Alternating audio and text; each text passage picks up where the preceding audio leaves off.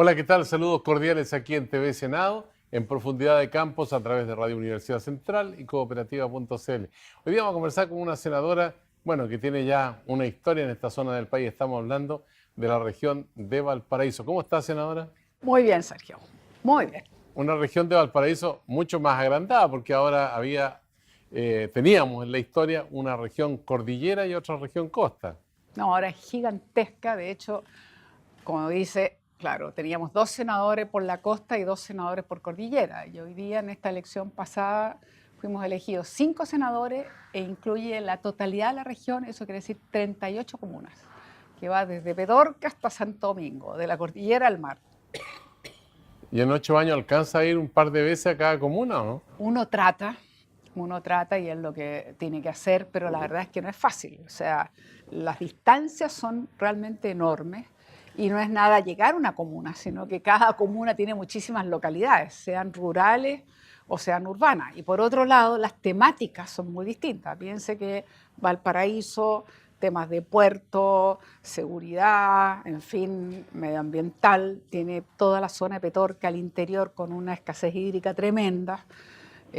Tenemos temas, bueno, Aconcagua, que desearía ser región y que no sea tan minimizada o invisibilizada en relación a que se traslada al centralismo, entonces de alguna manera la región se centra en Valparaíso y los temas son muy distintos unos con otros. Entonces Ahora, cuando también, usted dice escasez hídrica, falta de agua significa pobreza. a ver, falta de agua significa sin agua no hay vida. Significa no solo pobreza, significa algo que a mí me duele horrorosamente. Nosotros estamos intentando que al menos en el Código de Agua, ya que no lo tenemos a nivel de reforma en la Constitución, diga que el agua es un derecho humano y que es prioritario, esencial. Eso no está en nuestra Constitución. Yo presenté una reforma constitucional al respecto, nunca se tramitó y no ha sido como tal ley, lograr que llegue a ser ley. Y por lo tanto estamos por lo menos en el Código de Aguas modificándolo para decir que el consumo humano debe ser prioritario y es un derecho fundamental. ¿Qué nos sucede? Por ejemplo, en la provincia de Petorca y varias de sus comunas, hace varios años ya que tienen una escasez hídrica brutal. Han tenido decretos de escasez hídrica año tras año. Usted se encuentra con varias localidades que están dentro de la comuna, que se abastecen solamente a través de camiones aljibes. Pero usted se encuentra que alrededor de esas localidades rurales, que se abastecen solamente a través de camiones aljibes porque no tienen acceso al agua, están rodeadas de un verde que ni siquiera se lo imagina, y que son plantaciones de paltos, de paltos, de paltos, de paltos, de paltos. Cerros completos y planos completos. Entonces, yo no estoy en contra, me parece fantástico, pero creo que lo primero es el consumo humano. Entonces, yo me pregunto, ¿cómo se siente la gente de una localidad que no tiene agua, que solamente la abastecen a través de un camión aljibe, que tiene que medirse el agua que va a usar en todos los niveles y está rodeada de una cantidad inconmensurable de paltos?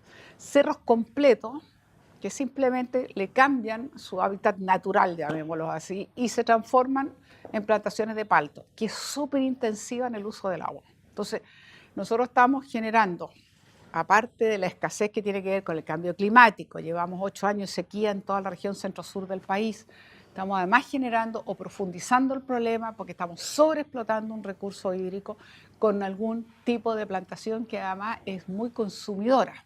No tenemos un uso racional, no hay un manejo integrado de cuenca. Usted no tiene una autoridad gubernamental, estatal, que ordene a los actores, que pueda decir ya, nosotros tenemos actividad agrícola, tenemos minera, pero tenemos también el consumo humano, tenemos industrial, nos vamos a sentar, vamos a tener claridad de cuánto el recurso existente a nivel superficial o subterráneo y por lo tanto esto es lo que es posible hacer. Hemos entregado derechos de aprovechamiento en muchos casos que son superiores a la propia forma en que esa cuenca, digamos, se reabastece.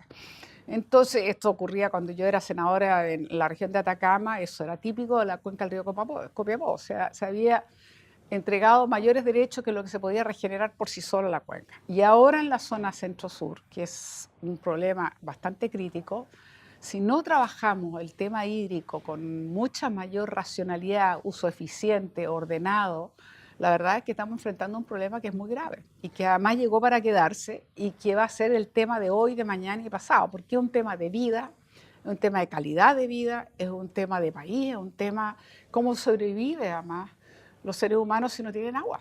Ahora, ¿quién tiene que, digamos, ponerle coto a esta situación de abuso de la utilización del agua en desmedro de la calidad de vida de la gente?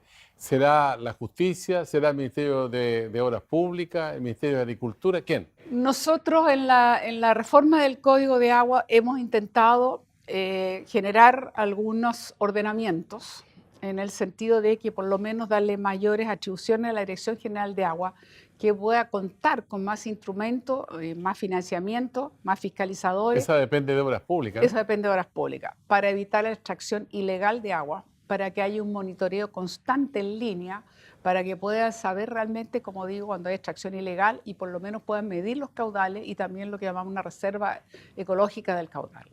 Pero no es suficiente. Entonces, aquí es donde uno dice, aquí hace falta una autoridad mayor que ordene a todos estos actores, que es ¿Pero un están poco el identificados modelo. los que hacen uso y abuso del agua? No siempre. En general, sí. La Dirección General de Agua, sobre todo en el último tiempo, sí, porque ha ido innovando sus tecnologías y ha ido, pero es insuficiente el recurso de los fiscalizadores que tiene. Sin embargo, en esta reforma del Código de Agua, yo quiero explicarles de que nosotros no tocamos los derechos de aprovechamiento que ya se entregaron.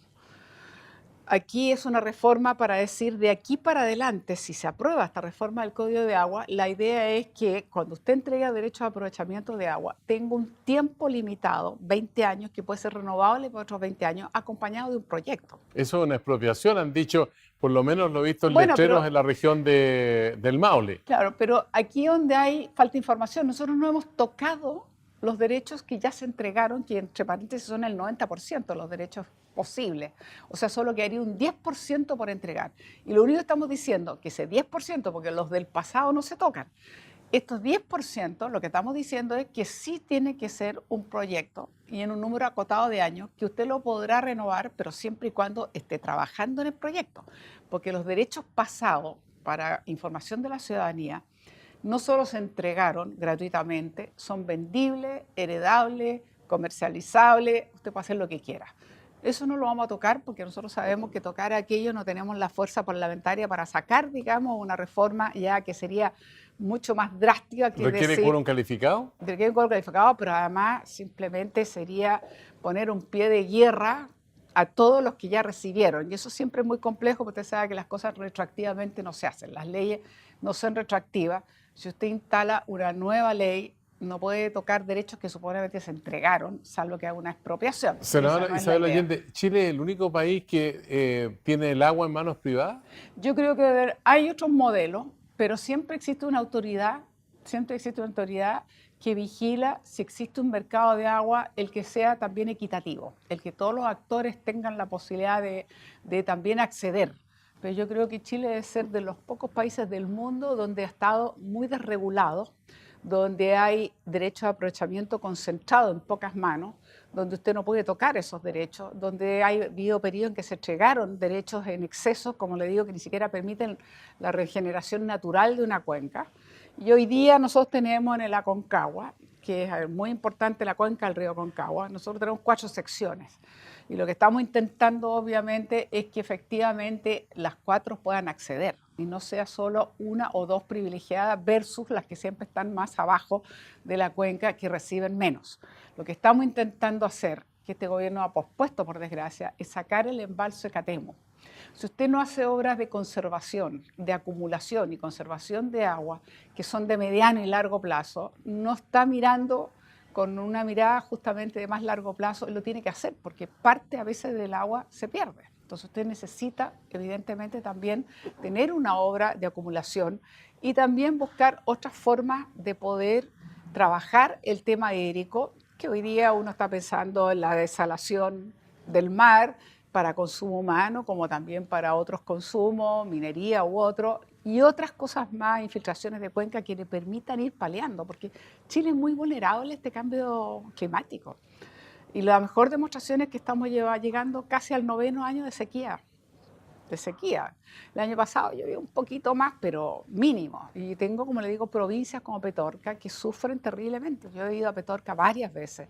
Hemos hablado con el alcalde, lo invitamos a la Comisión de Recursos Hídricos. Entre paréntesis, hemos invitado al alcalde de La Ligua, que no pudo ir, pero va a venir la próxima semana, espero, que nos cuente su experiencia, porque él, por su cuenta, fue a España con aprobación del Consejo Municipal e instalaron una planta desaladora con tecnología española, y la idea es que ellos puedan robustecer o darle acceso al agua potable a su población, que también está Ese es un sufriendo. problema.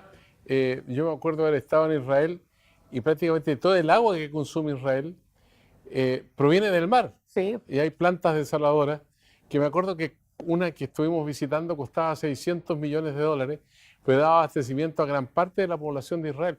Entonces nosotros tenemos 5.000 kilómetros de costa y, y no aprovechamos el recurso. nosotros estamos en este momento en la Comisión de Recursos Hídricos tratando una moción que, entre otras cosas, la senadora Muñoz, la que habla, y un par de senadores más, y que tiene que ver con justamente desalar, hacer, digamos, buscar un modelo de explotación y de negocio de lo que se puede entender una planta desaladora, que es de alguna manera generar este recurso, pero al mismo tiempo usted tiene que ordenarse un poco, en el sentido de decir, a ver, porque son preguntas necesarias, es decir, a ver, usted extrae esta agua, la procesa, la trata, proceso osmosis inversa, en fin, qué sé yo, la vuelve posible de usar para la agricultura o incluso para el consumo humano.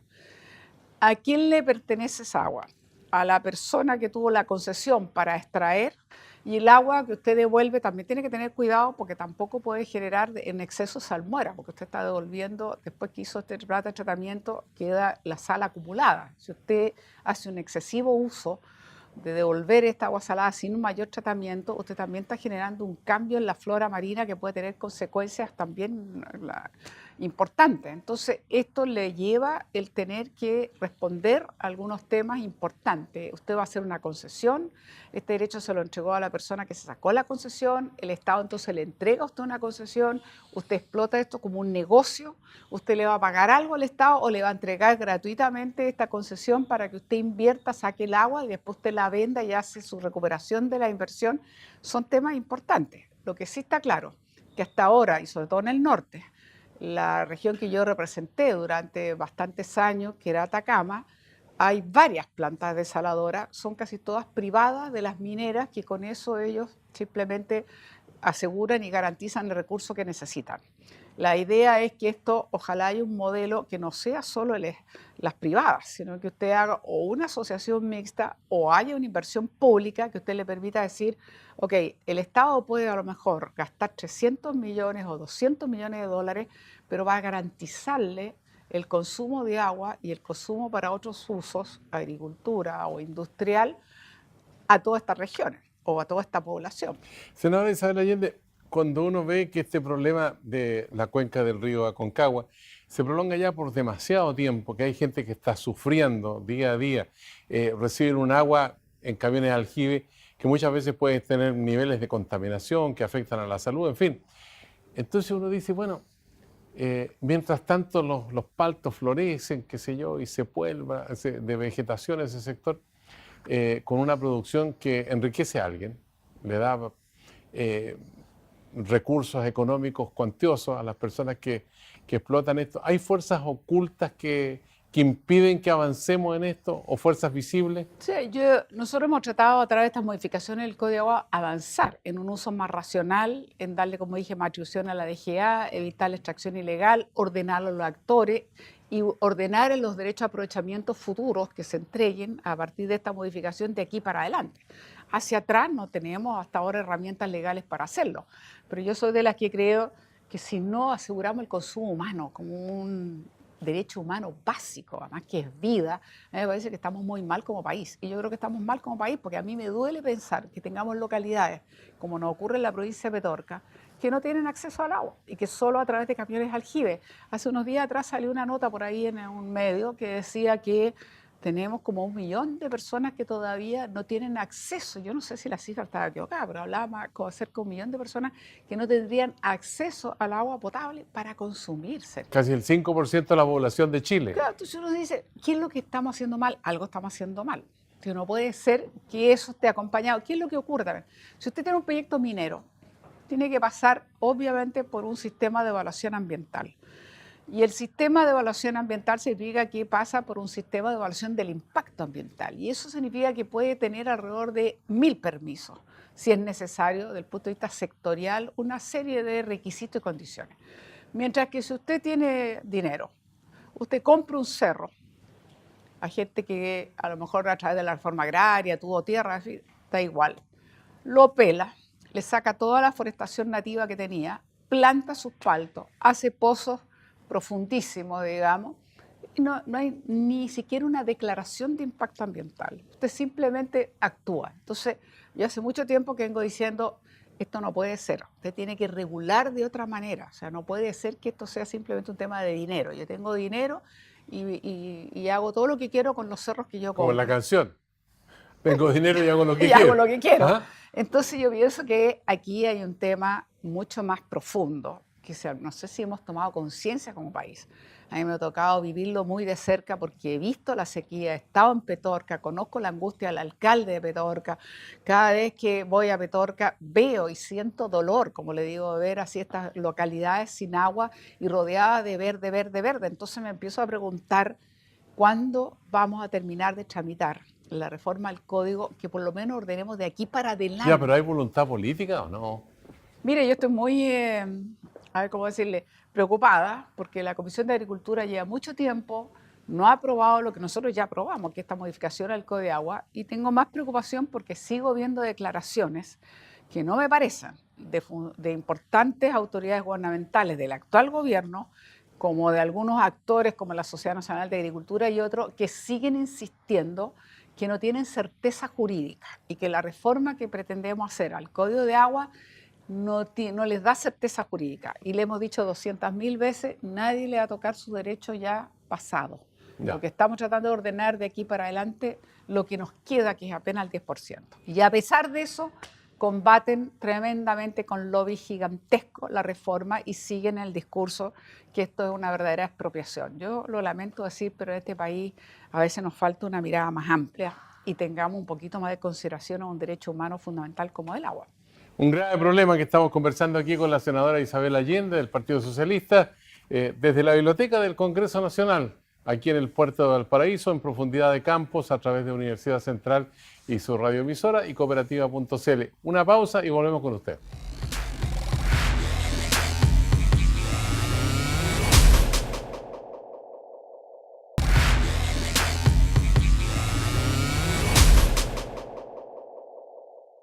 Ya estamos de vuelta con la senadora Isabel Allende, un representante en la Cámara Alta de la región de Valparaíso, aquí en TV Senado, con Radio Universidad Central y Cooperativa.cl, desde la Biblioteca del Congreso Nacional en el puerto. Senadora, yo tengo aquí los nombres de la ciudad para que no se me olviden. Concón, Quintero, Puchuncaví. Son alrededor de 80 a 100.000 personas que están afectadas por una situación que tiene un gran signo de interrogación acerca de quiénes son los más responsables de la contaminación, de por qué ha pasado tanto tiempo y todavía no podemos resolver un problema crítico. Incluso no hace mucho veía que hay gente que está pensando ya en abandonar el lugar, vender sus casas, que deben ser muy baratas a todo esto, porque ¿quién se va a comprar una casa Ha bajado el valor. donde está la contaminación? En fin, ¿usted le ha tocado ver de esto en forma más directa? Sí, y lo hemos visto sobre todo en la Comisión de Medio Ambiente. Yo estoy presidiendo actualmente la Comisión de Medio Ambiente. Hemos invitado a las dos ministras, la anterior ministra Cubillo, la actual ministra Carolina Schmidt, hemos invitado al ministro de Salud, hemos invitado al superintendente, que era hasta el 31 de octubre pasado, de Medio Ambiente, y la verdad es que la situación es tremenda, Sergio, porque esto lleva efectivamente décadas. Uno no puede culpar a este gobierno de la situación hoy día acumulada en la llamada zona de sacrificio Quintero-Puchuncaví, Concón, Quintero-Puchuncaví. Y lo que ocurre es que sí ha habido una emergencia como nunca. O sea, nunca se había presentado de tener más de 1.200, 1.300 personas que tuvieron que acudir en algún momento a los centros de salud y derivados, por supuesto, cuando todos tenían más o menos la misma sintomatología. Es decir, vómito, mareo, en fin, otras situaciones, pérdida incluso de musculatura, de capacidad de movilidad, en fin. ¿Cuál es el drama de todo esto? Que llevamos 3 meses y todavía el gobierno, que le tocó hacerse cargo de la emergencia, porque claro, no es responsable de la situación estructural que tiene décadas, pero sí es responsable de la emergencia. Y yo le puedo decir que hoy día, a 3 meses de ocurridos los hechos, la gente no sabe con claridad y precisión que le diga, mire, estos son los elementos responsables y estas son las industrias responsables. Se dijo anticipadamente ENAP, y la superintendencia también dijo que era ENAP. ENAP hoy día está considerando, o sea, va a ir, por supuesto, a la defensa del debido proceso, porque ellos dicen que no son, nosotros los recibimos en la Comisión de Energía, dice que ellos no son. Cuando usted tiene 20 industrias, además, se potencian unas con otras. Entonces, hoy día, ¿qué pasa? La presidenta hizo un plan de descontaminación que fue rechazado por la Contraloría porque los niveles que se había presentado no permitían verdaderamente disminuir. Entonces, el Contralor rechazó. Este gobierno se ha propuesto y tiene anunciado que presenta un nuevo plan a la Contraloría el 31 de diciembre y supuestamente en estos días comienzan las consultas ciudadanas que deberían ser solo informativas y participativas, pero no son vinculantes. Es un tema que a mí me duele porque debiéramos alguna vez avanzar en el grado de mayor obligación. Si usted hace una consulta que tenga algún sentido la opinión, porque si es solamente informarle por informarle, creo que de alguna manera es un poco burlarse de la ciudadanía porque no se toma tan en cuenta, digamos. Y es un poco trataba el acuerdo Escazú que fue rechazado por este gobierno, que tenía ese sentido: protección ambiental, información, transparencia y mayor participación. Bueno, en concreto, hay un plan de contaminación nuevo que va a presentar este gobierno. Hay que conocerlo a fondo y ver bien, pero mientras usted no tenga normas de calidad que tengan que ver con aire, suelo, agua, mientras usted no avance en las normas de emisión que tienen que estar en los estándares internacionales, mientras usted no formule nuevas normas que hoy día no tenemos, como por ejemplo la contaminación que puede producir el dióxido de azufre, que existe una norma, pero que es a nivel del día, cada 24 horas o anual, pero usted no puede medirla cada hora y resulta que los picos son muy intensos y eso es lo que provoca mucha mayor contaminación. Entonces, la emisión de esto tiene que hacer una nueva norma. Entonces, tenemos que elevar los estándares de las emisiones, tenemos que hacer normas que no tenemos. Aquí se ha acumulado por años, no sabemos exactamente qué grado de contaminación tiene la Tierra actual. El presidente Piñera, en esa visita un poco introspectiva que hizo y un poco accidentada que llegó a la zona, se recordará que salió en los medios, la forma en que salió, tuvo que salir medio apresurado, bueno. Y de entre otras cosas dijo que la gente estaba tomando agua contaminada con arsénico. Es muy grave decir una cosa así si usted no tiene los fundamentos claros. La gente tiene que saber, ¿es real? ¿En qué se basa? ¿Dónde están los estudios? No hemos visto que salud, que tiene aquí la principal responsabilidad en una emergencia, sea clarita en decir, mire, estas son mis hipótesis, por lo tanto yo voy a hacerle exámenes de sangre, de orina, en fin, para medir presencia de metales pesados, la presencia del arsénico, presencia de otro elemento.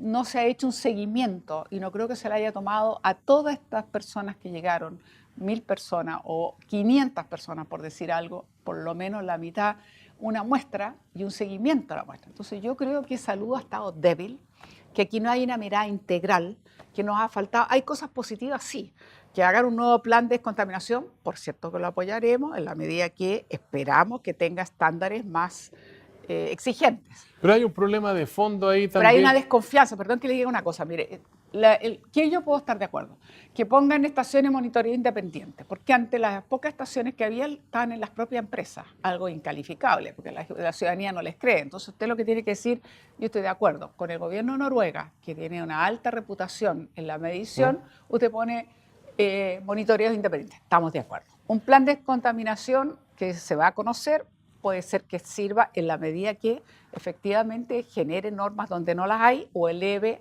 normas, digamos, de emisión que pueden ser a los estándares internacionales. Pero no es suficiente. En el gobierno pasado, aparte que el plan de contaminación no se rechazó, pero hubo todo un trabajo con la población para hacer un programa de recuperación socioambiental que se llamó el PRAS, el programa de contaminación. Bueno, ahí no crece ni un pastito siquiera en la zona de Puchuncaví, por lo menos lo que yo he visto. O sea, y bueno, eso tiene como 138 medidas, cada una especificada en qué consiste, para qué fin. Bueno, este gobierno todavía no ha echado a andar eso y no sé si tiene intención de hacerlo. Y por el otro lado tiene el drama, que efectivamente, como usted dijo al inicio, Las propiedades, por supuesto, han disminuido su valor. Hay gente que está pensando irse. El comercio se ha ido al suelo, porque la verdad es que hoy día difícilmente el 18 ni siquiera pueden hacer su fiesta más tradicional, la feria artesanal, gastronómica. Los pescadores están prácticamente paralizados y hay que de una vez por todas tener claridad. ¿Cuáles son las fuentes responsables que están contaminando? Y usted tiene que trabajar sobre esa base, con A un ver, yo diagnóstico. a más de alguien le he escuchado que esta es como la historia del puñal. Si me lo dejas me mata y si me lo sacas me muero. Porque por una parte dice, oye, pero lo que hay que hacer es que esa gente emigre a otro lugar, que es una cuestión muy difícil y compleja No, que nos va a ocurrir. Por otra parte, cerremos todas las industrias, pero eso tampoco. significa una fuente de ingreso para mucha gente y son industrias que tienen una incidencia muy importante en la Eso. economía. Mire, Está Enami, está el claro, caso de Empresa Nacional de Petróleo, por a ejemplo, ver, por entre las ejemplo, 20. usted, exacto, hay 20 industrias ahí. Usted no puede decir que mire toda la gente porque es una irresponsabilidad. Usted no puede sacar a 100.000 personas de las 3 comunas, digamos, y decirles se fueron. Eso es imposible. Y tampoco puede llegar y decir las cierro todas. Lo que sí tiene que hacer es tener un diagnóstico preciso para trabajar sobre aquellas, pues no sé si son las 20, pero seguramente va a tener 5 o 6 que son las mayores responsables, que usted puede así trabajar sobre ellas y decirle, aquí vamos a reducir el nivel de actividad, aquí vamos a bajar o aquí vamos a paralizar en parte hasta que. Tampoco puede decir de la noche a la mañana las cierro todas, porque no solo, en realidad dan trabajo, pero no se crea que dan tanto trabajo, pero sí hay una realidad. O sea, si usted el día de mañana dijera, vamos a hacer digamos, un juego de imaginación, de si sabe qué más, las cerramos todas, dejamos a toda la región de metropolitana y buena parte del país sin abastecimiento de benzina, sin abastecimiento de benzina para los aviones, sin abastecimiento de petróleo, o sea, es impensable, sin gas, ¿no? Siempre en una parte muy importante. Entonces, lo que se trata es que usted pueda llegar a identificar las mayores responsables, elevar las exigencias y señalar los elementos que le permitan ir cada día más rebajando ese nivel hasta que llegue un momento en que pueda ser compatible. Ahora, claro, cuando se instalaron algunas de ellas, pues Sergio, se instalaron hace 50 años atrás, no había población. Pero usted tiene NAP y hoy día tiene al frente, incluso en la refinería de Concón, al frente tiene las casas, tiene todo. Entonces, hoy día es muy complejo lo que se ha armado y esto no es la primera vez que pasa. Tenemos otras zonas con la misma situación, las llamadas zonas de sacrificio, son como 5 en el país. Entonces, Senador Isabel Allende, con tiene una que mano en el trabajar con mucho corazón, cuidado. ¿usted cree que va a prosperar la ley que está en proyecto en este momento de delito ambiental? Bueno, yo soy una de las autoras de una de las mociones, hoy día hay 6, estamos trabajando las 6 simultáneamente. De hecho, este lunes vamos a recibir a varios profesores que ya hemos tenido 2 o 3 audiencias que nos están justamente comentando. Tenemos que tenerlas. Pero yo le voy a decir una cosa, Sergio. Yo le garantizo que si hubiésemos tenido la ley de delito ambiental, la actitud de algunas de estas empresas sería distinta porque serían responsables. Serían responsables de pagar con un delito, o sea, pueden llegar hasta la cárcel, no es un tema de multa, hasta la cárcel efectivamente si son responsables de contaminar. Y la otra cosa que tenemos que también pensar es que la superintendencia, que es quien fiscaliza, resulta que solo fiscaliza aquellos instrumentos de gestión ambiental, como por ejemplo estas industrias que están instaladas, solo las que tienen resolución de calificación ambiental. O sea, estamos hablando de industria a partir del año 94 para adelante. O sea, todas las que se instalaron entre los años 60 y 94 teóricamente no son calificadas o fiscalizadas, perdón, por la superintendencia. Entonces, yo he hablado con profesores, trajimos un profesor de Derecho Ambiental de la Universidad de Chile y yo creo, ayer me fui a hablar con el Contralor para preguntarle si creía posible que nosotros pudiésemos buscar un mecanismo de flexibilizar de tal manera que simplemente yo no le puedo decir a la ciudadanía, mire, es que yo tengo de las 20 empresas, ¿sabe qué más? Hay 15 que no las puedo yo fiscalizar. Las voy a dejar que sigan contaminando, porque solamente voy a fiscalizar a estas 5 que son del 93 para eso, es que eso no nos resiste. Entonces tenemos que encontrar una salida legal, que lo conversé ayer con el Contralor, y buscar la forma con patrocinio del Ejecutivo de hacer una ley que a uno le permita poder decir, ¿sabe qué? También se fiscaliza a aquellas empresas que en su momento no tuvieron calificación porque no existía la ley, pero están contaminando, o yo necesito mirar si contaminan o no. Entonces también son 2 desafíos, delito ambiental y poder fiscalizar a aquellas que no tuvieron en su momento la resolución. Le voy a hacer una pregunta bien difícil. A ver. Usted recién ha sido electa como senadora por toda la región de Valparaíso, desde la cordillera hasta el mar. Entonces la pregunta es, si la reforma a los administradores de fondos de pensiones o sistema de pensiones en Chile se va a alcanzar a despachar como ley durante la legislatura en la que usted participa en los próximos 7 años. 7 años le quedan más o menos. Sí, yo digo que debería, pero yo espero que no sea esta reforma tal cual, que tiene un aspecto positivo, no tengo ninguna duda, y que nosotros queremos ahora y ya, que quede en la ley de presupuestos, subirle el 10% a las pensiones básicas y el aporte previsional, que es el pilar solidario que llamamos, que creó la presidenta Bachelet y que este gobierno reconoce, digamos, y está disponible para aumentarle incluso un 10%. Yo le digo, hagámoslo ahora y ya. Pero lo restante estoy muy poco de acuerdo, porque que la gente le diga a usted, mire, el 10% que le descuenta, usted trabajador contratado, usted no puede decir dónde lo va a poner. Sigue siendo la administradora de pensiones. A usted solamente le va a dar oportunidad cuando gradualmente apenas se llegue a un 4% que entrega el empleador. Ahí sí teóricamente podría haber otros agentes que no sea solo la administradora de pensiones. Pero usted, Sergio Campo, que le descuentan el 10%, usted no tiene ningún derecho a decir, mire, yo no quiero la administradora de pensiones, no quiero que sigan ellas que han tenido unas rentabilidades excesivas, que cobran comisiones, etcétera. Yo quiero que sea esta otra entidad. Eso no lo puede hacer. Y yo no estoy de acuerdo, pero fundamentalmente porque en el fondo hay muy poco de solidaridad en el sentido que uno siempre va a pensar en un sistema en el cual uno diga los jóvenes de alguna manera tienen que apoyar más a los viejos o los hombres a las mujeres, es decir, de alguna manera tiene que tener un pilar que consiste en el ahorro individual que usted hace con un gran esfuerzo, pero también tiene que haber un componente solidario, es lo que llamamos los sistemas mixtos. Ahora tenemos el 10% que aportamos hoy día, se agregaría un 4%. ¿Ese 4% usted cree que tiene que ser más que aporten los empresarios? Tiene que haber mucho más. Yo creo que el 4% es muy poco. La presidenta Bachelet ha hablado del 5%. Pero eso va a afectar el empleo, dicen los empresarios. Bueno, pero siempre van a decir lo mismo. Cuando sacamos la reforma laboral también nos dijeron lo mismo. Cuando sacamos el seguro de cesantía e invalidez también nos dijeron lo mismo. O sea, siempre dicen lo mismo. Pero al final de cuentas, yo le voy a decir una cosa, Sergio. Este es el único país del mundo, yo creo, donde los empresarios no ponen un peso. Si aquí todo ese ahorro individual forzado, porque es así, obligado, depende exclusivamente del trabajador. En todos los países desarrollados y en todos los ejemplos del mundo, el empleador también pone una cantidad importante, el trabajador y el Estado, que tiene además una cantidad de responsabilidad también con una serie de trabajadores públicos. Pero aquí resulta que el puro trabajador nomás. Ahora con el reforzamiento del pilar solidario, dice el gobierno, bueno, hay 3.500 millones de dólares que no van a ser de un viaje, van a ser en varios años, cuando haya holgura en la economía. ¿A qué le suena eso a usted?